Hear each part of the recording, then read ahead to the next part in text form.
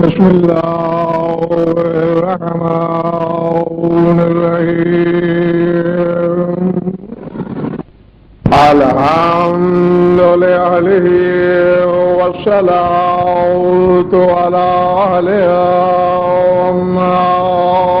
بعد فقد قال الله تبارك وتعالى في كتابه المجيد وقوله حق وإذا ذكر الله وحده اشمأزت قلوب الذين لا يؤمنون صلوات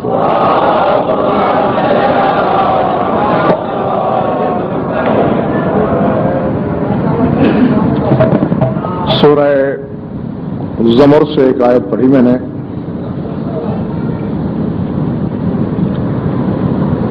بین ہی آیت کا آغاز وہی ہے جو کل والی آیت کا تھا.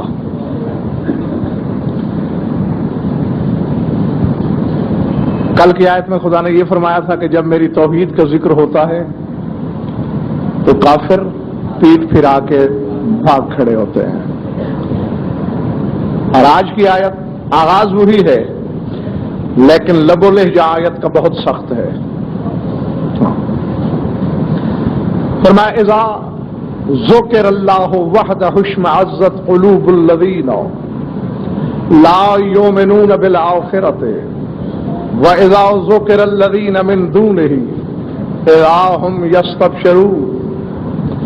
فرمایا جب اللہ کی وحدت کا ذکر ہوتا ہے، توحید بیان ہوتی ہے، تو ان لوگوں کے دل نفرت سے بھر جاتے ہیں جو آخرت پر ایمان نہیں رکھتے. لیکن ذہن میں رہے صرف آخرت پر جو ایمان نہیں رکھتے، اور بہت سی چیزوں پر ایمان رکھتے ہیں. جن کا یہ ایمان نہیں کہ ہم نے خدا کے پیش بھی ہونا ہے، ان کے دل نفرت سے بھر جاتے ہیں. وَإِذَا ذُكِرَ الَّذِينَ مِن دُونِهِ، اور جب ان کا ذکر ہو جو اللہ کے غیر ہیں، اِذَا هُمْ يَسْتَبْشِرُونَ، پھر تو وہ بڑی خوشی محسوس کرتے ہیں، بلکہ خوشی سے کھل اٹھتے ہیں. گھبرا تو نہیں رہے ہو؟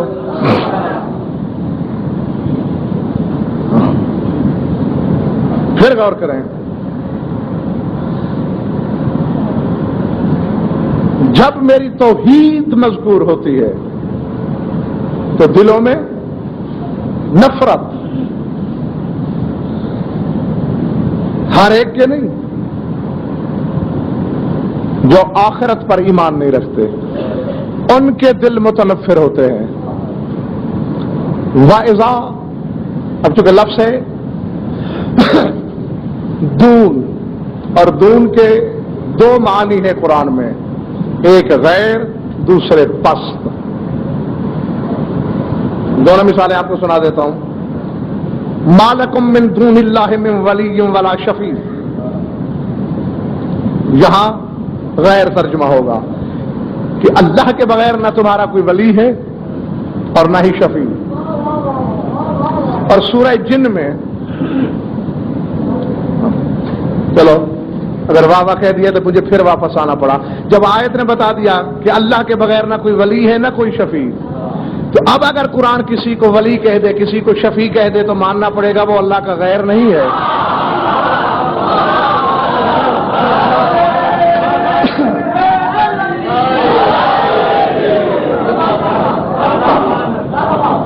کیونکہ آیت ہی کہہ رہی ہے کہ اللہ کا غیر نہ ولی ہو سکتا ہے نہ شفیع.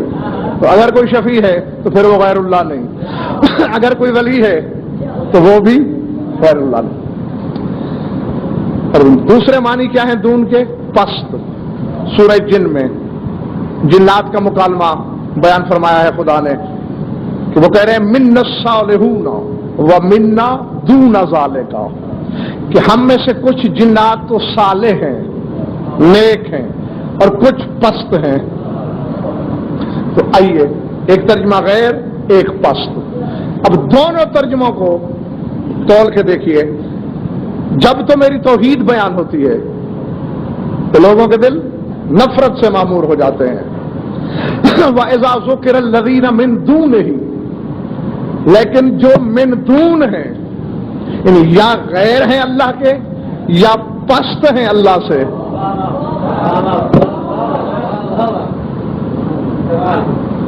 پر ہر بات بیان کرنے کی نہیں ہوتی. میں نے جتنا کہنا تھا وہ کہہ دیا. اب آگے مقدر ہر ایک کا اپنا اپنا. جو میرے غیر مجھ سے پست جب ان کا ذکر ہوتا ہے تو پھر ان کے چہرے کھل اٹھتے ہیں.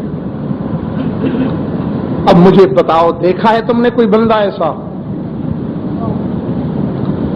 کہ ذکر خدا پر نفرت ظاہر کرے، اس کے دل میں بیزاری ہو؟ اگر نہیں تو اللہ نے معاذ اللہ غلط الزام لگایا. قرآن جو کہہ رہا ہے اذا ذکر اللہ وحدہ، جب میری توحید بیان ہوتی ہے تو بے ایمانوں کے دل نفرت سے معمور ہو جاتے ہیں. تو کوئی بات تو ہوگی.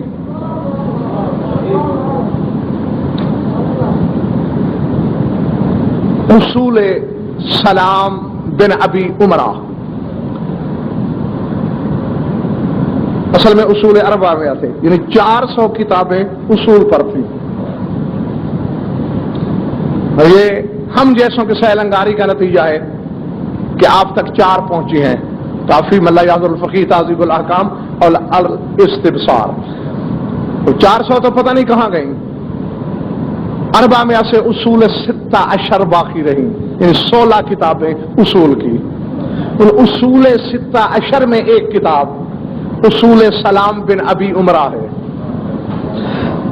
اس میں یہ حدیث ہے یونس بن خباب، امام زین العابدین علیہ السلام سے روایت کرتا ہے کہ سرکار نے فرمایا، اب لکھنا تفسیر بتانے لگا ہوں آیت کی. کیوں کہہ رہا ہے خدا کہ جب میری توحید بیان ہوتی ہے تو لوگوں کے دل نفرت سے بھر جاتے ہیں؟ آیت آئی، چوتھے امام فرما رہے ہیں قام النبی صلی اللہ علیہ وآلہ وسلم خطیبا، رسول خطبہ دینے کے انداز میں کھڑے ہوئے. فحمد اللہ واثنى علیہ، اللہ کی حمد و ثنا بیان کی.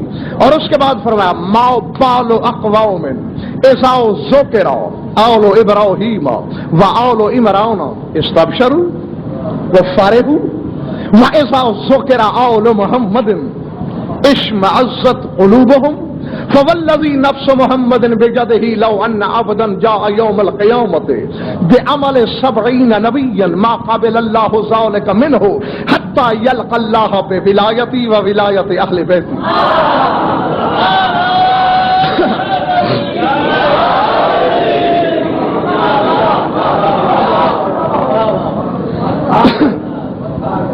فرمایا لوگوں کو کیا ہو گیا ہے، جب آل ابراہیم کا ذکر ہو، آل عمران کا ذکر ہو تو ان کے چہرے کھل اٹھتے ہیں، یہ خوشی سے ان کے فضائل سنتے ہیں.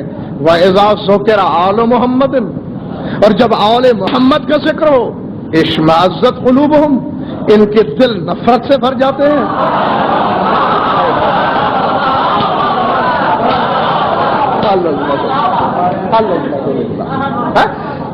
جب آل ابراہیم کا تذکرہ ہو خوشی ہوتی ہے، فضائل سمجھ کے سنتے ہیں.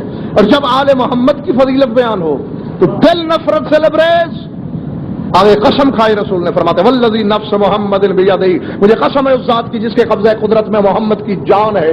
لو ان عبدا جاء یوم القیامت بعمل 70 نبیا، اگر تم میں سے کوئی بندہ میدان قیامت میں 70 نبیوں کے برابر بھی عمل لائے گا، اللہ منہ پہ مار دے گا جب تک میری اور میرے اہل بیت کی ولایت لے کے نہ آ جائے.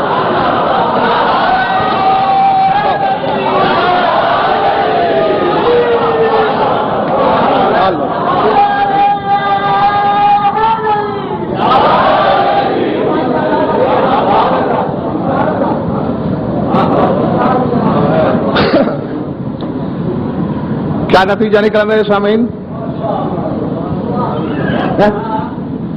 یہ تو خبر ہے پروفیسر صاحب کہ جب تک ان کی ولایت لے کے نہیں جاتا 70 نبیوں کے برابر عمل، جانتے ہو کہ جو نبی جس نبی کا تو کہ حجت اور محجوج میں اصل سے اللہ نے یہ فرق رکھا ہے، کوئی ایک قوم کا رسول، کوئی روئے زمین کا رسول، کوئی عالمین کا رسول، یعنی امت کے عمل جمع کیے جائیں، تنہا نبی کے عمل بڑھ جائیں پھر بن سکتا ہے نبی، اور 70 نبیوں کے برابر عمل یعنی 70 امتوں سے زیادہ عمل لے کے جائیں تو رسول فرماتے منہ پہ پڑیں گے جب تک ہماری ولایت لے کے نہ جائے۔ تو کیا اب آیت نے فیصلہ نہیں کر دیا؟ آیت تو آئی تھی کہ اذا ذکر اللہ وحدہ، جب میری توحید بیان ہوتی ہے تو دل نفرت سے بھر جاتے ہیں، اور قرآن جس پہ نازل ہوا وہ کیا کہہ رہا ہے؟ اذا ذکر آل محمد اشمئزت قلوبہم، جب آل محمد کا ذکر ہو تو دل نفرت سے بھر جاتے ہیں۔ تو خدا اور رسول نے مل کر فیصلہ کر دیا کہ ذکر اہل بیت کا کیے جاؤ، سمجھو توحید بیان ہو رہی ہے۔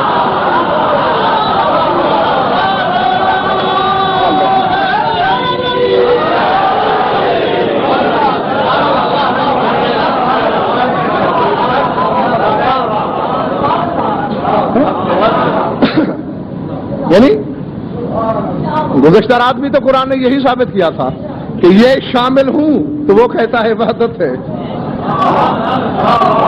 یہ شامل نہ ہوں تو وہ کہتا ہے شرک ہے۔ یعنی جو کچھ ہمیں مولوی صاحب نے بتایا تھا سب اس کے الٹ ہو رہا ہے۔ ذکر آل محمد کا، اور اللہ کہتا ہے اذا ذکر اللہ وحدہ، جب میری توحید بیان ہو۔ اللہ اکبر، یعنی اس کے ذکر کے بغیر اسے اپنی توحید ادھوری لگتی ہے۔ کیوں آخر کہہ دوں جو دل میں ہے کہہ دوں؟ نہ اپنی طرف سے تو میں نے کبھی کہا نہیں، نہ کہنے کا اختیار رکھتا ہوں، نہ پہلے کبھی کہا ہے نہ آئندہ کہوں گا جب تک کسی حجت کا کوئی فرمان موجود نہیں ہوگا۔ آؤ، کیا وجہ ہے کہ ان کے بغیر وہ توحید کو ادھورا کیوں سمجھتا ہے؟ سبب دعائے رجبیہ میں جملہ ہے امام زمانہ خدا سے مخاطب ہیں، آئمہ کی بات ہو رہی ہے، بات لمبی ہے، میں وہی جملہ پڑھنا چاہ رہا ہوں جو میرا موضوع سے مربوط ہے۔ وہ آئمہ جعلتہم معاودن لکلماتک وارکانا لتوحیدک، امام کہہ رہا ہے تجھے ان آئمہ کے واسطے سے پکار رہا ہوں جن کو تو نے اپنے کلمات کی کان بنایا، اپنی توحید کے ارکان بنایا۔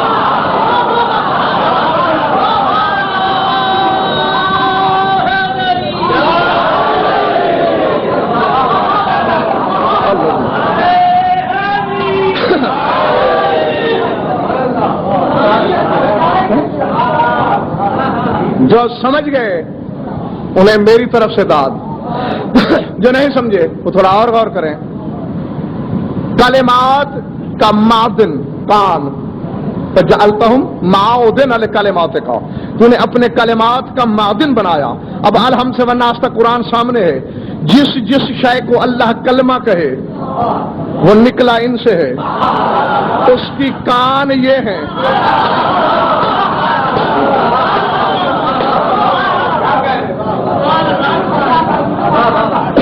سمجھ میں آ رہی ہے بات یا نہیں؟ اگر قرآن کہے انما المسیح عیسی ابن مریم رسول اللہ وکلمتہ القاہ الی مریم، کہ عیسیٰ میرا کلمہ ہے، تو پھر کان یہ ہے۔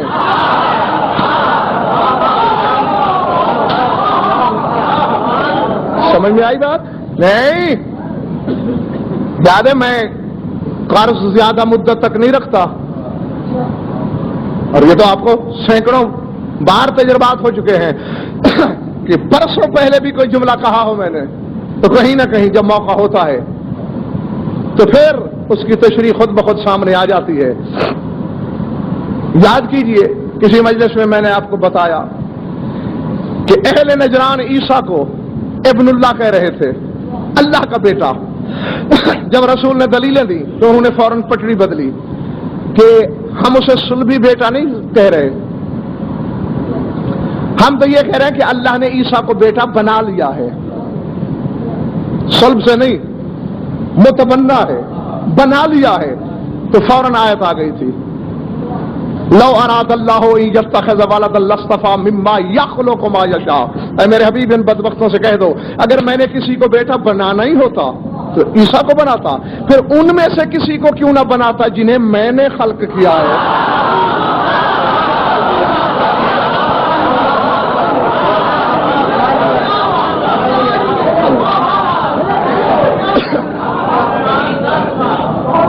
اگر میں نے کسی کو بنانا ہوتا لاصطفى مما یخلق، تو مصطفیٰ کرتا ان میں سے جن کو خلق کیا ہے۔ تو اللہ نے تو قرآن میں پہلے سے کہہ دیا کہ موسیٰ کو میں اپنی مخلوق نہیں مانتا۔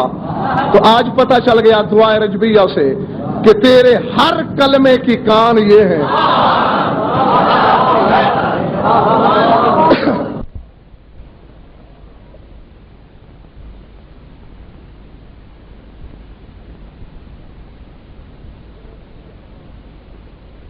توحید کے ارکان ہیں، رکن کی جمع ہے ارکان۔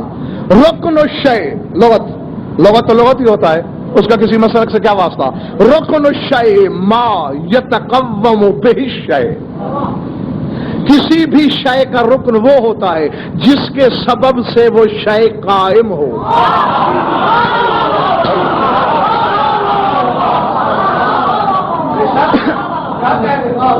اب اللہ جانے ملتان والوں کیا سننا چاہ رہے ہو تم مجھ سے، اب میری زبان سے کیا کہلوانے کے انتظار میں ہو۔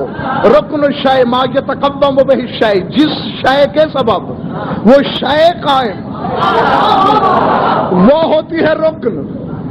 یعنی وہ شے اگر نہ رہے، رکن کے نہ رہنے سے جب شے نہ رہے وہ ہوتا ہے رکن۔ اب دیکھ لیں نماز کے ارکان ہیں یا نہیں؟ قیام رکن، سجدہ رکوع تشہد رکن، سمجھ میں آ رہی بات یا نہیں؟ اب ایک بندے نے نماز پڑھی قیام نہیں کیا،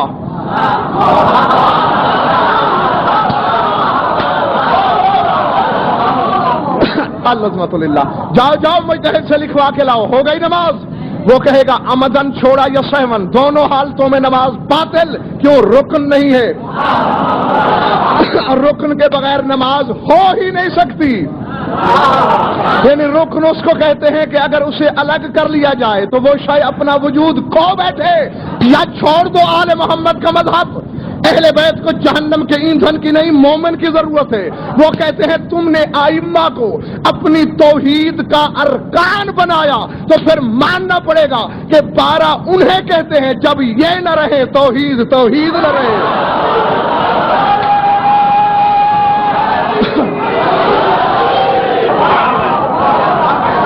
اللہ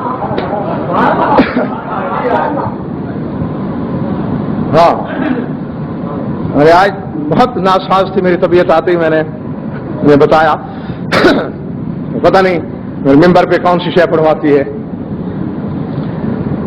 یہ ارکان ہے توحید کا، ہاں ان کو ہٹائے گا تو توحید کہاں سے لائے گا؟ آخر کیوں؟ مثلا سوال پیدا ہوتا ہے کہ آخر کیوں ہے یہ ارکان؟ بابا دیکھیں، بات وہی ہے جو میں پہلی مجلس سے آپ کو یاد دلا رہا ہوں کہ پچھلے سال توحید خفائی پر بات ہوئی تھی، اس دفعہ توحید ظہوری کا تذکرہ ہو رہا ہے۔ پچھلے سال وہ توحید جو چھپی ہوئی ہے، اور اس دفعہ جو ظاہر ہے۔ توحید خفائی تک میں کون، آپ کیا ہیں؟ آدم سے پوچھو کہ رسائی ہے آپ کی، عیسیٰ سے سوال کرو کہ توحید خفائی تک رسائی ہے، کسی فرشتے سے پوچھو،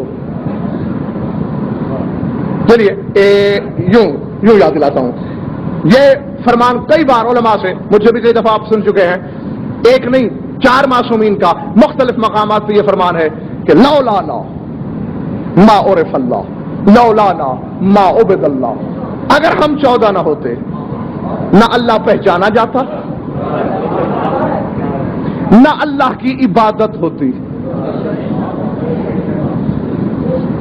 تھک گیا تو چھوڑ دوں۔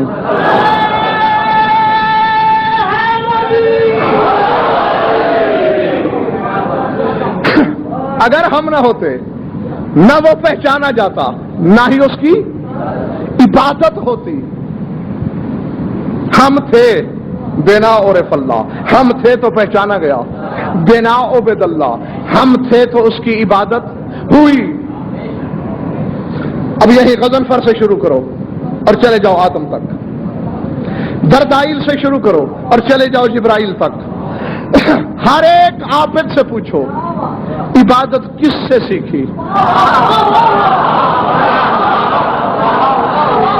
جب غضنفر کہے گا کہ میں نے اپنے بابا سے، وہ اس نے اپنے بابا سے، اسی طرح ہوتے ہوتے ہوتے ہوتے جب سب کے بابا تک بات پہنچے گی آدم تک، تو وہ کہے گا رب کعبہ کی قسم مجھے تو یہ تک پتا نہیں تھا کہ خدا کیا ہے،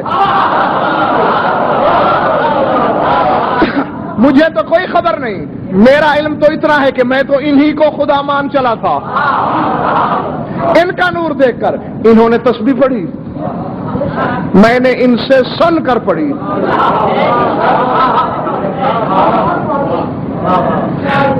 اسی طرح فرشتوں سے پوچھو، فرشتے بھی نصیری ہو جاتے بابا، فرشتے بھی شاگرد نصیری ہو جاتے اگر محمد و آل محمد تخلیق ملائک کے وقت تسبیح نہ پڑھتے۔ نہیں، آؤ مل بیٹھ کر سر جوڑ کے سوچیں تو صحیح، آخر وجہ کیا ہے؟ فرشتوں کو براہ راست اللہ نے کیوں نہیں بتا دیا کہ میں ہوں؟ نبیوں کو اللہ نے اپنا تعارف کیوں نہیں کرا دیا کہ میں ہوں؟ نہیں، باتیں دو ہی ہیں، یا پہلی مجلس میں جو عدل پہ بات ہوئی تھی اس پہ انگلی اٹھا دو کہ اگر بتا سکتا تھا خدا انہیں اور بتایا نہیں تو عدل کے خلاف، اور اگر اللہ عادل ہے تو پھر ماننا پڑے گا کہ براہ راست نہ فرشتوں میں یہ صلاحیت تھی کہ اللہ ان سے بولتا، نہ براہ راست کسی نبی میں یہ استعداد تھی کہ بولتا، کیونکہ استعداد کا تو ممتاز آباد والوں اس دن پتہ چل گیا، پوچھا گیا نا میرے رسول سے بما فضلت علی الانبیاء والمرسلین، آپ کو تمام نبیوں پر فضیلت کیوں ہے؟ کہا اس لیے کہ اللہ نے سارے نبی بنا لیے، میں تو پہلے سے تھا ہی، فرشتے بھی خلق کر لیے۔ پھر اس نے سب نوریوں سے پوچھا من انا، کون ہوں میں؟ تحیروا فی جوابے، سارے دریائے حیرت میں غوطہ زن تھے، میں نے فوراً کہا انت اللہ، تو اللہ ہے اور کیا ہے؟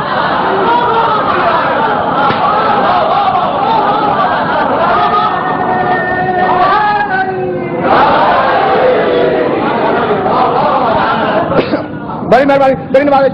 اب انشاءاللہ بچے بھی سمجھ جائیں گے بات، اتنی آسان کر کے سمجھا رہا ہوں۔ اب دیکھنا یہ ہے، باقی تحیرو حیرت میں ہیں، میرا رسول فرما رہا ہے تو اللہ ہے اور کیا ہے؟ وہ بتا کیوں نہیں سکے، یہ بتا کیوں رہا ہے؟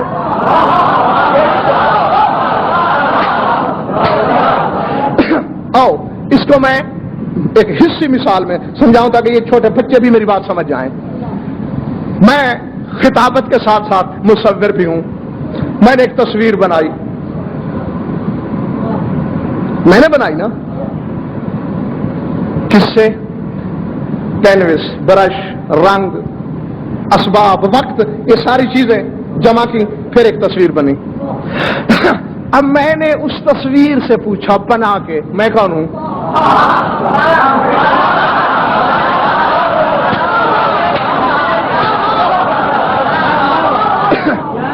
صرف بسم اللہ، صرف میں نہیں، آپ سارے میرے دوست مہربان ہیں، آپ بھی میرے ساتھ مل کر قیامت تک چلا کاٹ کے پوچھتے رہیں یہ کون ہے، یہ کون ہے، کہاں سے بولے گی وہ، اس بیچاری کو کیا خبر، نہیں، اگر اسے زبان بھی دے دی جائے پھر بھی وہ نہیں بتا سکتی یہ کون ہے، جب تک میں نہ بتاؤں میں کون ہوں۔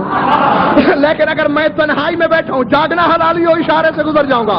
اگر میں تنہائی میں بیٹھا ہوں اور اپنے ہی خیال سے پوچھوں کہ میں کون ہوں،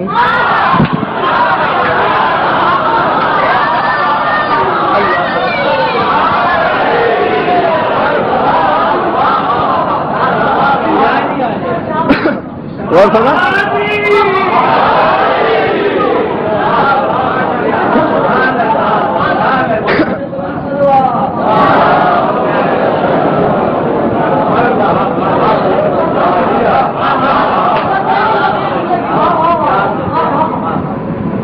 اپنے آپ سے اگر سوال کروں خیال میں کہ میں کیا ہوں، میرا خیال مجھے بتائے گا نہیں غنفر ہے اور کون ہے، کیونکہ اب خیال میں اپنے آپ سے سوال کیا۔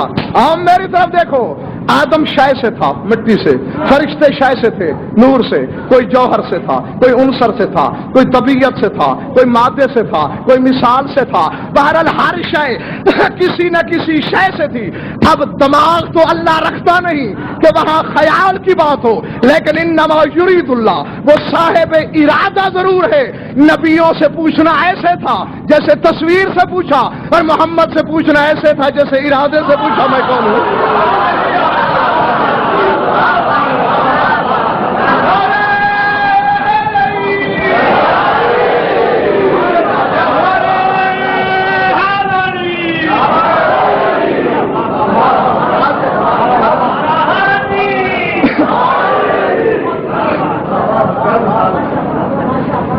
سمجھ میں آ گئی بات بابا جی؟ نہیں؟ ہاں، اور پروفیسر صاحب یہاں جو سب سے بڑا فلسفہ توحید پوشیدہ ہے وہ اس میں، اگر میرے رسول کو بھی اللہ نے کسی شے سے بنایا ہوتا کبھی نہ بتا پاتے۔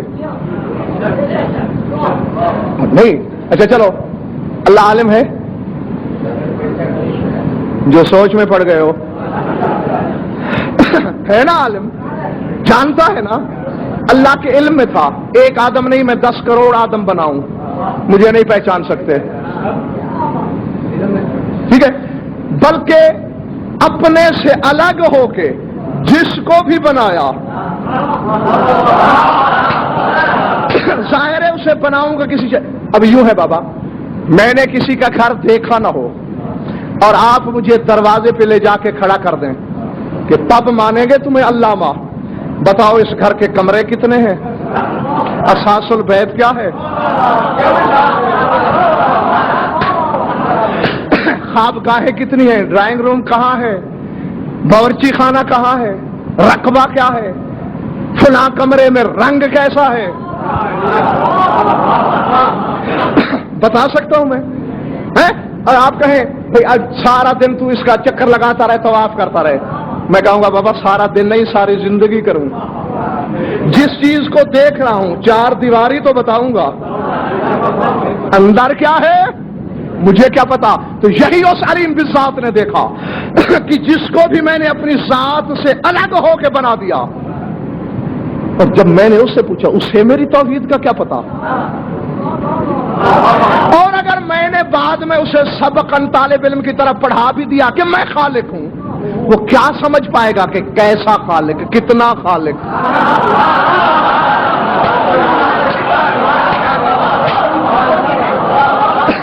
سمجھ میں آ رہی ہے بابا بات یا نہیں؟ ہاں، دعا کرنا کہ مولا مجھے توفیق دیں کہنے کی، حق کہنے کی، اور آپ کو توفیق دیں حق سمجھنے کی، حق برداشت کرنے کی۔ ایسے میں نے اگر عیسیٰ سے کہہ دیا میں رازق ہوں تو وہ سمجھ لے گا، لیکن اسے کیا پتا میری وسعت رزاقیت کیا ہے؟ وہ تو اسی مخلوق کا رازق مجھے سمجھے گا جس مخلوق کو وہ جانتا ہے۔ تو اب جس کو بھی میں نے اپنی ذات سے الگ رہ کے بنایا اسے کیا پتا کہ میں کیا ہوں، لیکن میں تو اپنے آپ کو جانتا ہوں نا کہ میں کیا ہوں۔ اللہ،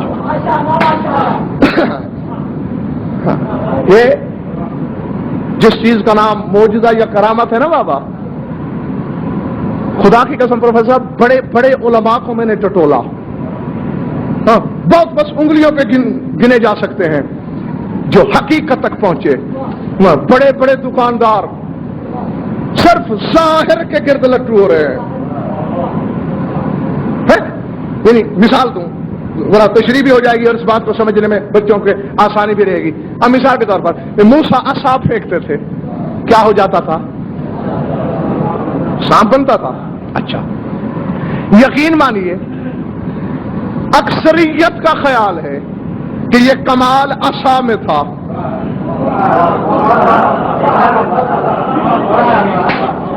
نہیں, بخدا یہ کمال عصا میں نہیں. تنزل الفوائد میں علامہ کراچگی رضوان اللہ علیہ لکھتے ہیں, یہ آج کل کے کسی مولوی کا نہیں, شیخ مفید علیہ رحمہ کے شاگرد رشید ہیں, قدیم ترین شیوخ میں سے, علماء ربانیین میں سے. انہوں نے لکھا کہ جب موسیٰ نے عصا پھینکا قال احد السحرۃ ان العصا فی طبیعتھا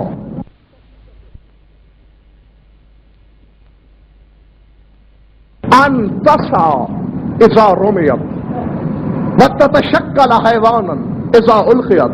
تو لگا یہ کون سا تیر مارا ہے تو نے؟ یہ تو اس عصا کی فطرت ہے, اس کی طبیعت میں ہے کہ جب پھینکو حرکت کرے, جب ہاتھ سے چھوڑو حیوان کی شکل اختیار کر لے, اس کی خاصیت ہے. قال موسیٰ لصاحب خذها انت ورمها, یہ لے عصا تو لے پھینک.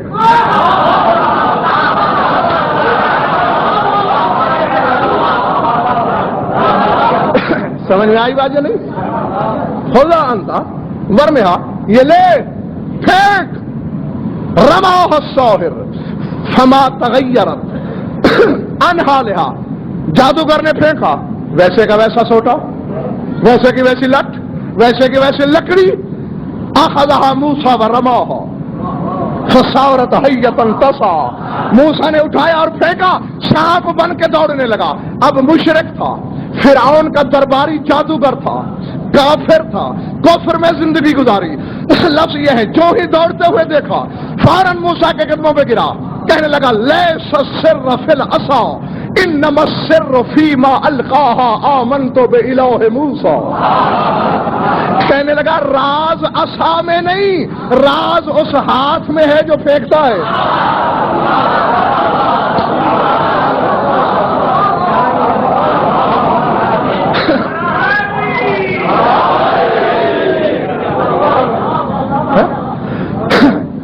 عصا میں راز کوئی نہیں. انما السر فیما القاها, سر راز تو اس ہاتھ میں ہے جو پھینکتا ہے. آمنت باللہ موسیٰ, میں موسیٰ کے خدا پہ ایمان لایا. تو اب اسی نقطے کو ذہن میں رکھنا ہے. کرامت کی کرامت نہیں ہوتی, اس کرامت کے پیچھے جو ہاتھ ہوتا ہے. ہاں یعنی ہر جگہ مگر صاحب ہر جگہ ہاتھ کا نہیں. آپ آج تک یہ سمجھ ہی نہیں پائے ہم سے کتنے سجدے قضا ہو جاتے ہیں. اللہ کہتا ہے اچھا چلو مرنے کے بعد بھی کوئی رہ گئے ہیں, بشرطے کہ تمہارے بڑے بیٹے نے پیچھے سے پڑھوا دیے تو میں معاف کر دوں گا. ہمارے لیے تو موت کے بعد بھی بھیجے جا سکتے ہیں سجدے, اور شیطان کے لیے ایک کی معافی نہیں. کیوں؟ بات سجدے کی نہیں. اللہ کو تو برہم ہونا ہی تھا اس وقت جب دلیل بھی دی اور جاہل مانا نہیں. اللہ کو تو غصہ ہی اس وقت آیا جب کہا ما منعک ان تسجد لما خلقت بیدی, اس کا سجدہ نہیں کرتا جسے میں نے دونوں ہاتھوں سے بنایا.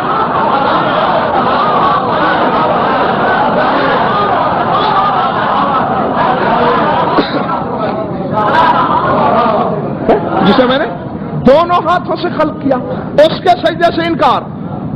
یعنی اللہ نے تو اسے اشارہ دے دیا کہ آدم کا یہ شرف ذاتی نہیں, یہ برکت اس ہاتھ کی ہے.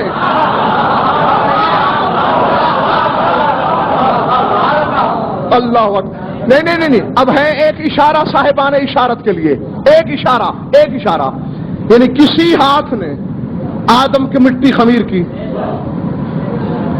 روزہ کافی میں محسن ایک حدیث ہے, اب آ گئی ہے سامنے تو سناتا ضرور ہوں، یا تو سامنے نہ آئی ہوتی. بڑی کیف آور بات بڑی لمبی ہے کہ ایک ایک مٹھی خاک کی، 7 زمینیں ہیں نا، ہر زمین سے لی اللہ نے، اور ایک ایک قبضہ تربت کا ہر آسمان سے لیا، پھر ملایا. اب لفظ یہ ہیں، اب کافی سے بڑی کتاب ہے کوئی تمہارے مذہب میں، فیصلہ کرنا ہے تمہیں. اگر تھک گئے ہو تو کل سنا دوں گا. لفظ یہ ہے سرکار ششم کے، فَأَمَرَ اللَّهُ كَلِمَتُهُ فَأَمْسَكَ بِيَدِهِ الْيُمْنَىٰ قَبْضَةً وَبِيَدِهِ الْيُسْرَىٰ قَبْضَةً. اب چونکہ میں اپنی طرف سے باخدا ایک لفظ بھی کہوں تو جہنمی ہو کے مروں، وہی ترجمہ کروں گا جو حدیث میں ہے. اللہ نے اپنے کلمے کو حکم دیا کہ ایک مٹھی دائیں ہاتھ میں لے لے،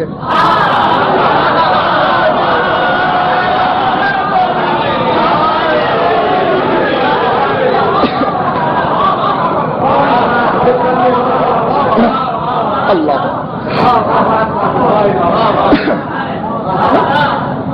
اور ایک مٹھی بائیں ہاتھ میں لے لے. سمجھ میں آ رہی بات؟ ہاں، ایک دائیں ہاتھ میں ایک بائیں ہاتھ میں، اپنے کلمے سے کہا. اب میں نے تو یہی کلمے سنے ہوئے ہیں، کلمہ طیبہ، کلمہ شہادت وغیرہ، یہ تو جسم ہی نہیں رکھتے، مٹھیاں کہاں سے آئیں گی؟ پھر دائیں بائیں کہاں سے ہوگی؟ یعنی اللہ کا کوئی بولنے والا کلمہ ہے جو ہاتھ بھی رکھتا ہے. ہاں، تلاش کرو اس وقت، کیونکہ ابھی تمہارا باپ آدم تو بنے گا، وہ تو بنا ہی نہیں.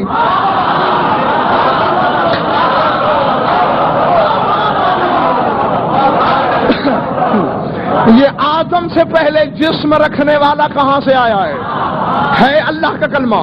2 مٹھیوں میں خاک ہے، ایک بلا تشبیہ دائیں میں ایک بائیں میں.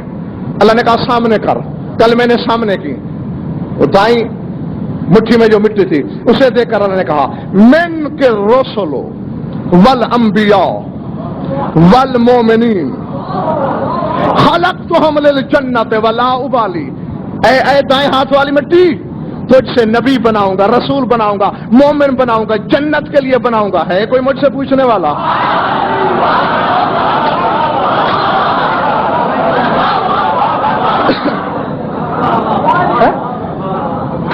بائیں ہاتھ والی مٹھی سے خطاب کر کے کہا من کل مشرکون والکافرون والجبارون خلقتہم للنار ولا ابالی. تجھ سے مشرک بناؤں گا، کافر بناؤں گا، جابر بناؤں گا، منافق بناؤں گا، جہنم کے لیے بناؤں گا. ہے کوئی مجھ سے پوچھنے والا؟ تو وہ جو اب جو دیکھیں حدیث میں نہیں بتایا گیا کہ کس کا ہاتھ تھا، میں نے بتایا کہ کس کا تھا. یہ ہوتی ہے ایمانداری، یہ ہوتی ہے دیانت.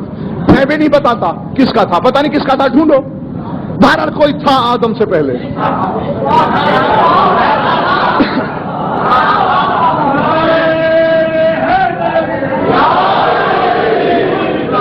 آدم سے پہلے کوئی تھا جس کے ہاتھوں نے کام کیا، اور انہی ہاتھوں کے چھو لینے کا شرف تھا کہ آدم مسجود خلائق ہو گیا اور وہ شیطان بنا.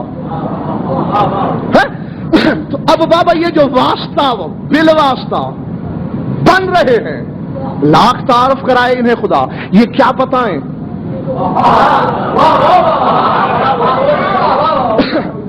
نتیجہ سن لینا خدا کے لیے، پھر ساری رات سوچنا، کیونکہ کل تو پھر اس سے آگے کی منزل ہوگی نا.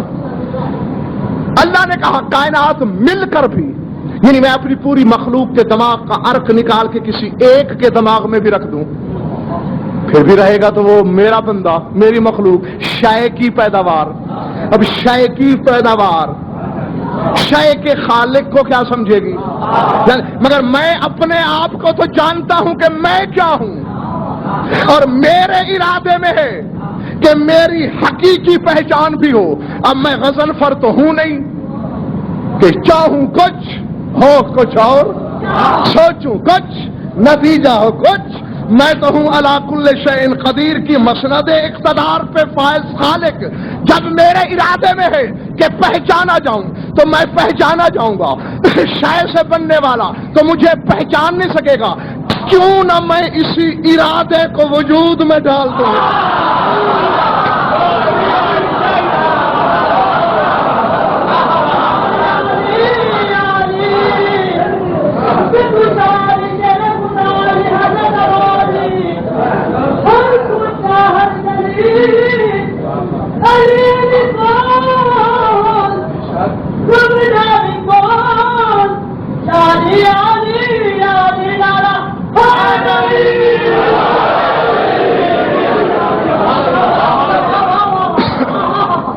سمجھ آ رہی بات؟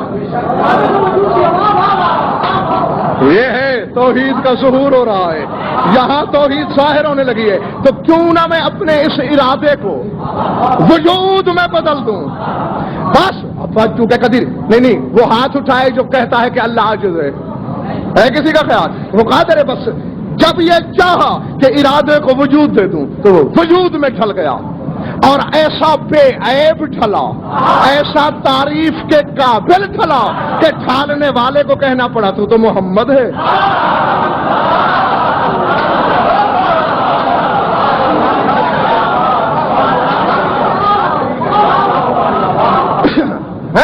اور بس ختم ہو گئی میری بات.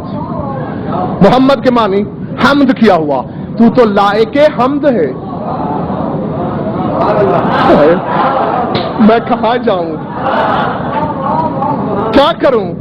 بخدا آگے دیوار پیچھے آگ، جاؤں بھی تو ہاں میں تو بتا چکا ہوں آپ کو. مولا کا فرمان ہے کہ الصراط الذی احد من السیف وادق من الشعر معرفۃ اہل البیت. وہ پل صراط جو بال سے باریک ہے اور تلوار سے تیز ہے، وہ ہم اہل بیت کی معرفت ہے. اور فرمایا وہ کہ سچ مجھ کا پل نہیں ہے، وہ ہماری معرفت ہے کہ ایک طرف وجوب ہے، ایک طرف امکان ہے، ایک طرف اللہ ہے، ایک طرف مخلوق ہے، درمیان میں بال سے باریک تر ایک پردہ ہے جہاں ہم 14 کھڑے ہیں، نہ اللہ ہیں نہ بندے ہیں.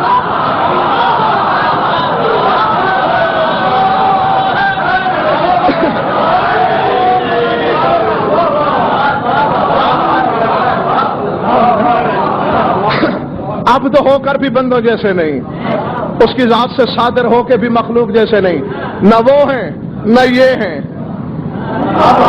ہم دونوں کے درمیان دونوں کی ضرورت ہے.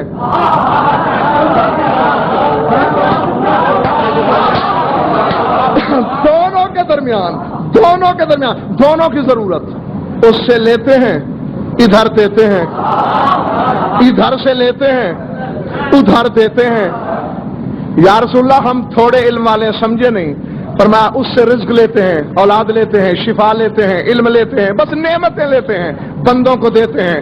ان سے نمازیں لیتے ہیں، روزے لیتے ہیں، حج لیتے ہیں، زکوٰۃ لیتے ہیں، صدقات لیتے ہیں، خیرات لیتے ہیں، نیکیاں لیتے ہیں، ادھر دیتے ہیں.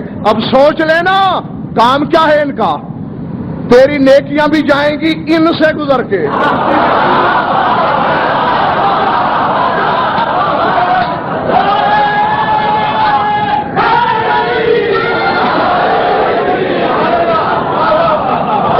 اور ادھر سے نعمتیں بھی آئیں گی ان سے گزر کے.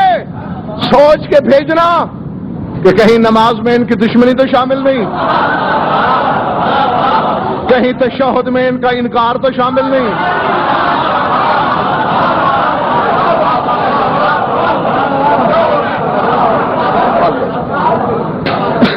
اگر انکار پہ مبنی کوئی شے شامل ہوئی کون جانے دے گا، بھیجے گا ہی کون ہے.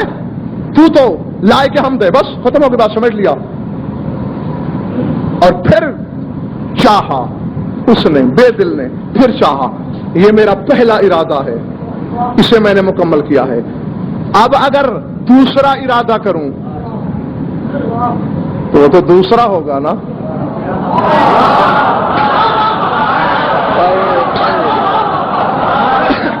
خدائے بزرگ برتر کی قسم ممتاز آباد والوں، رات کو جا کے میری اس تقریر کو سوچنا. ایک ایک جملے میں اسرار کے دریا ہیں، سمندر ہیں.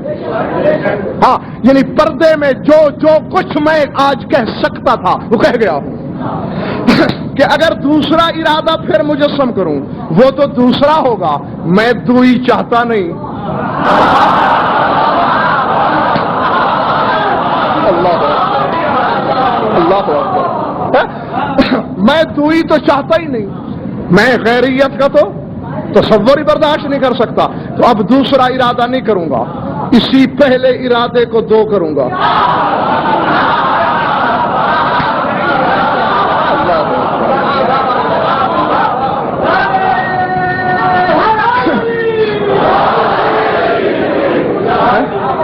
ہاں, اسی کو 5 کروں گا, اسی کو 12, اسی کو 14, تاکہ دو ہی پیدا نہ ہو.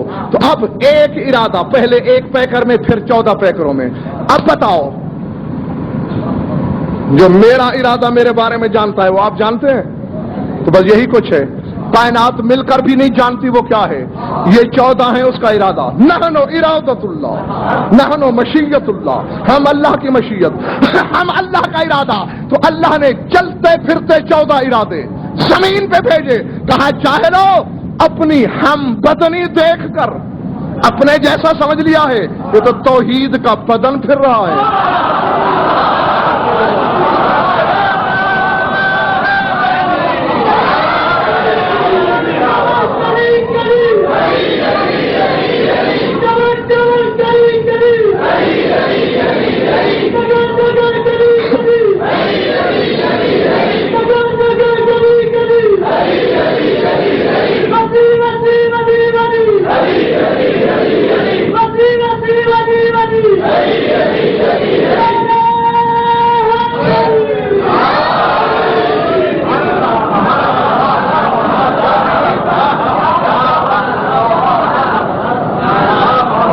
میرے غیر نہیں پھر رہے, میرے مجسم ارادے پھر رہے ہیں.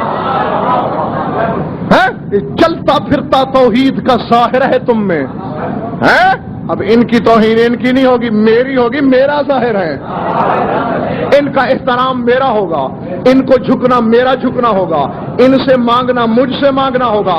بس جب ان کا ذکر کرو گے تو سمجھنا توحید بیان ہو رہی ہے.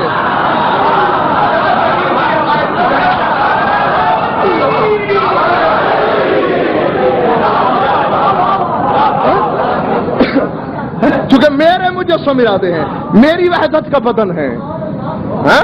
اذا ذکر اللہ وحدہ اشمئزت قلوب الذین لا یؤمنون, جب میری توحید کا ذکر ہوتا ہے بے ایمانوں کے دل نفرت سے بھر جاتے ہیں, اور جب میرے غیر کا, مجھ سے پست کا, اب کہہ دوں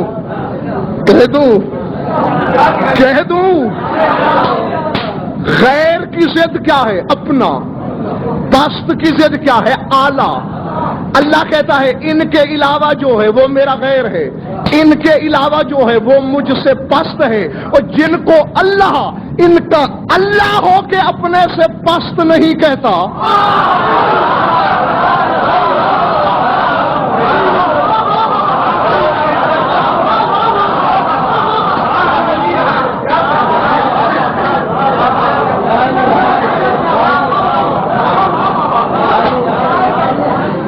اللہ جانے وہ کیا حقیقت ہے. اب آئی سمجھ میں بات؟ فجعلتهم معودنا لقلموتك واركانا لتوحيدك, یہ میری توحید کے رکن ہیں. یہ 14 ستون ہیں جس پر میرے قصر توحید کی چھت کڑی ہے.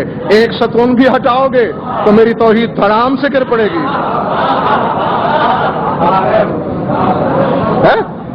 اگر اس طرح ظاہر و باطن ملا کے موحد ہو تو خدا کی قسم اللہ تمہاری انتظار میں ہے کہ تم کب آؤ اور وہ تمہاری ضیافت کرے, تم کب ادھر جاؤ وہ تمہارا شکریہ ادا کرے, تم کب ادھر جاؤ وہ تمہارا استقبال کرے. اور اگر یہ ظاہر و باطن والی توحید ملی ہوئی نہیں ہے دل میں تو پھر ایک دوسری شے انتظار میں ہے. درود پڑھ لو مل کر, آواز بلند.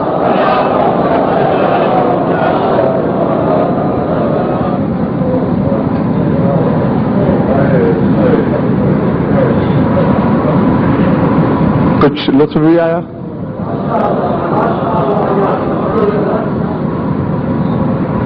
اور آپ ایک جملے میں اس کا تتمہ بتانے لگا ہوں. یہ اس پیکر میں توحید کا ظاہر ہے، ارکان ہیں، اور ارکان سمیت اگر توحید باقی ہے تو حسین کے دم سے۔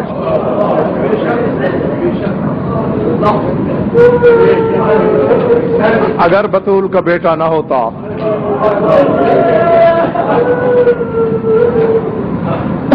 تو ذات واجب کی قسم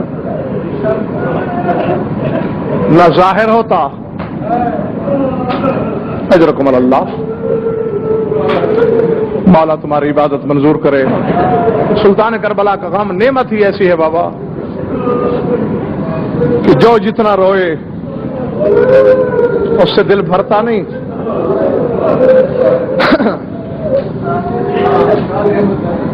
سب سے بس دو باتیں یاد دلا کر اجازت چاہ رہا ہوں آپ سے۔ سب سے قدیمی عزادار کون ہے؟ حسین کا وہ بی بی جو ہر مجلس میں شام سے چل کے آتی ہے، سب سے پہلا۔ اللہ اکبر، العظمت للہ۔ دلیل ہے میرے پاس، بخدا کوشش کرتا ہوں کہ بغیر دلیل کے بات نہ کروں۔ سب سے پہلی عزادار، کیونکہ جس نے بھی عزاداری، حتیٰ کہ سید سجاد نے بھی عزاداری شروع کی تو حسین کی شہادت کے بعد، بی بی شہادت کے بعد کی عزادار نہیں ہے۔ کتابیں پڑھ کے دیکھو، علماء سے پوچھو، جس دن سے دنیا میں آئی ہے، اللہ اکبر، خدا کی قسم عالمانہ ضمانت ہے، کہو گے تو کل کتابیں لا کے دکھا دوں گا۔ ہر بچہ دنیا میں آتے ہوئے روتا ہے، فطرت ہے، ہر بچہ روتا ہے فطرت کے ہاتھوں۔ زینب دنیا میں بھی آ کے روئی تو حسین کی عزاداری میں۔ اللہ اکبر، العظمت للہ۔ اجرکم اللہ۔ میرے پاس تمہارے لیے سوائے دعا کے کچھ نہیں، صلہ تو بی بی سے مانگنا اور یقیناً ملے گا۔ آئی اور لفظ یہ ہے کہ بکت بکان عالیہ، اونچی اونچی آواز سے رونا شروع کیا، کیونکہ رونا تو فطرت ہوتی ہے، تعجب نہ ہوتا اگر صرف رونا ہوتا۔ ہاں، لیکن میں نے کتابیں پڑھا ہے کہ رونے کے ساتھ ایک جملہ تھا، کیونکہ اس خاندان کے بچے بچے تو ہوتے نہیں۔ اگر عیسیٰ آتے ہی بول سکتا ہے تو عیسیٰ کو نطق سکھانے والا خاندان کیوں نہیں بول سکتا؟ رونے کے ساتھ ایک جملہ تھا، کیا؟ واہ غربتا، واہ حسینا، ہائے غربت، ہائے حسین۔ اللہ اکبر، العظمت للہ۔ آپ 1400 سال کے بعد سن کے تڑپ گئے ہو، ذرا سید و غیر سید تو سوچو تو صحیح، جب بطول نے زینب سے یہ سنا ہوگا تو رسول کی بیٹی کے کلیجے پہ کیا کیا نشتر نہیں چلے ہوں گے۔ تڑپ کے بلا تشبیہ بطول نے ہاتھوں پہ لیا، سینے سے لگایا، پتہ نہیں کتنا پیار کیا، بہلانے کی کوشش کی، گریا نہیں رکا۔ اطلاع بھجوائی بابا کے پاس، رسول آئے، بابا واہ حسینہ واہ غربتا، دو نعرے ہیں زینب کے، چپ نہیں ہوتی۔ رسول جھکے، بلا تشبیہ جھکتے گئے، بلا تشبیہ کلائیاں چومی اور چوم کے فرمایا، اس کو تھی یا ام المصائب، اے مصیبتوں کی ماں خاموش ہو جا۔ رونے والوں کتابیں بتاتی ہیں چپ نہیں کی بی بی نے۔ رسول نے کہا، فاطمہ بیٹا اس کا تو گریا بڑھ گیا، علی کو بلواؤ۔ رونے والوں علی آئے، علی جھکے، بلا تشبیہ سر چوما، اس کو تھی یا ام المحن، اے دکھوں کی ماں خاموش ہو جا۔ کتابیں بتاتی ہیں گریا مزید زیادہ ہوا۔ حسن آئے، اس کو تھی یا کعبۃ الذرائع، اے دردوں کا قبلہ، اے مصیبتوں کا کعبہ۔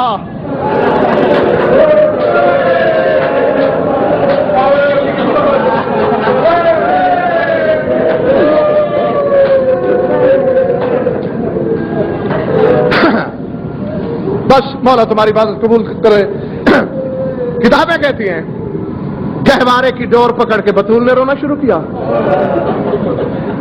چوکٹ تھام کے حسن نے رونا شروع کیا, صحن میں کمر تھام کے خیبر شکن نے رونا شروع کیا, گھر کے ایک کونے میں رسول نے رونا شروع کیا. این اس عالم میں اگر رونے آئے ہو تو سمجھ لینا, این اس عالم میں 2 سال عمر ہے حسین کی, حسین داخل ہوئے, دیکھا نانا کی ریش مطہر آنسوؤں میں ڈوبی ہوئی, بابا کے ہاتھ کمر پہ, ماں کی آنکھوں سے دجلہ و فرات. تڑپ گیا حسین. اما فضا یہ سارے سردار رو کیوں رہے ہیں؟ فضا نے تماچے مارے منہ پہ, کہا جب سے تیری شریکہ دنیا میں آئی ہے روئے جا رہی ہے, سارے معصوم کوشش کر چکے, خاموش کسی سے نہیں ہوئی. ملتان والوں فضا کا یہ کہنا تھا. حسین نے ٹھنڈی سانس لے کے کہا اما فضا ذرا دیکھنا, میرا نانا ملک رسالت کا بادشاہ, میرا بابا اقلیم ولایت کا تاجدار, میری اما کشور عصمت کی ملکہ, میرا بھائی ملک امامت کا شہزادہ, یہ سارے بادشاہ لوگ ہیں. شہنشاہوں کو کیا خبر کہ مظلوموں کو خاموش کیسے کرایا جاتا ہے. مظلوموں کے لیے تو کسی مظلوم کی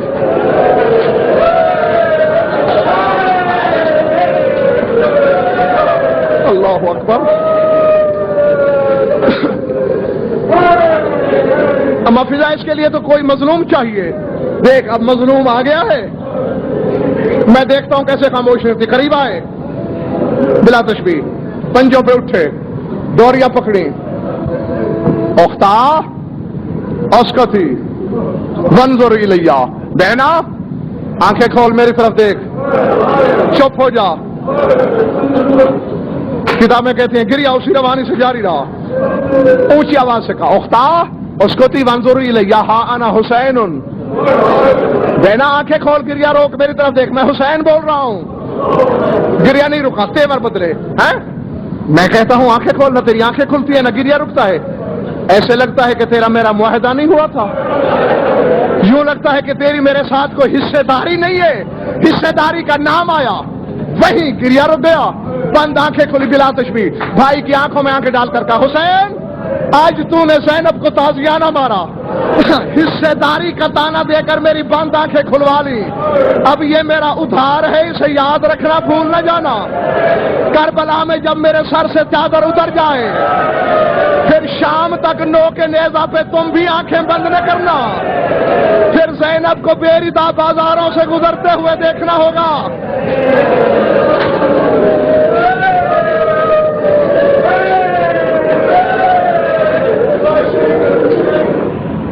اللهم كن لوليك الحجة بن الحسن صلواتك عليه وعلى آبائه في هذه الساعة وفي كل ساعة من ساعات الليل والنهار ولي وحافظ مقاعد وناصر ودليل معين حتى تسكنه أرضك طوعا وتمتعه فيها طويلا. يا رب محمد وآل محمد عجل فرجهم بقائمهم. ربنا تقبل منا إنك أنت السميع العليم بحق محمد وآله الطيبين الطاهرين المعصومين.